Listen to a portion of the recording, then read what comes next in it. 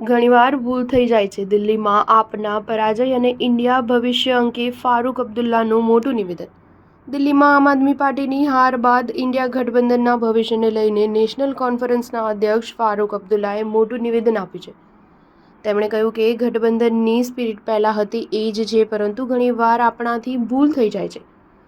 જેમ કે દિલ્હીમાં થયું. જો આમ આદમી પાર્ટી અને કોંગ્રેસ વચ્ચે ગઠબંધન થયું હોત તો પરિણામ કંઈક અલગ જ આવ્યું હોત. નેશનલ કોન્ફરન્સના અધ્યક્ષે કહ્યું કે મને એ નથી ખબર કે કોંગ્રેસ અને આપ વચ્ચે ગઠબંધન કેમ ન થઈ શક્યું, પરંતુ ગઠબંધનમાં સામેલ તમામ નેતાઓ સાથે મળીને તેની ચર્ચા કરીશું. જમ્મુ કાશ્મીરના પૂર્વ મુખ્યમંત્રીએ અગાઉ પણ ઇન્ડિયા ગઠબંધન અંગે નિવેદન આપ્યું હતું. તેમણે કહ્યું હતું કે આ ગઠબંધનનો ઉદ્દેશ્ય વ્યાપક છે.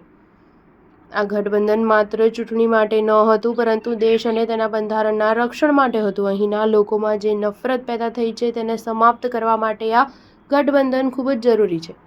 આ સાથે જ આ ગઠબંધન બંધારણનું રક્ષણ કરશે, જે દેશને એકજૂટ રાખવાનો પ્રયાસ કરશે. દિલ્હી વિધાનસભા ચૂંટણીના પરિણામો 8 ફેબ્રુઆરીએ જાહેર થયા હતા, જેમાં આમ આદમી પાર્ટીને મોટો ઝટકો લાગ્યો હતો. એક તરફ જ્યાં આમ આદમી પાર્ટીને માત્ર 22 બેઠકો મળી અને 10 વર્ષ પછી સત્તામાંથી બહાર થઈ ગઈ, ત્યારે બીજી તરફ ભાજપે 27 વર્ષ પછી સત્તામાં વાપસી કરી છે. ભાજપે 48 બેઠકો જીતીને સંપૂર્ણ બહુમતી પ્રાપ્ત કરી છે, જ્યારે કોંગ્રેસ સતત ત્રીજી વખત ખાતું ખોલવામાં નિષ્ફળ રહી છે. સ્ટાર ન્યૂઝ 7 હંમેશા સચ્ચાઈની સાથે.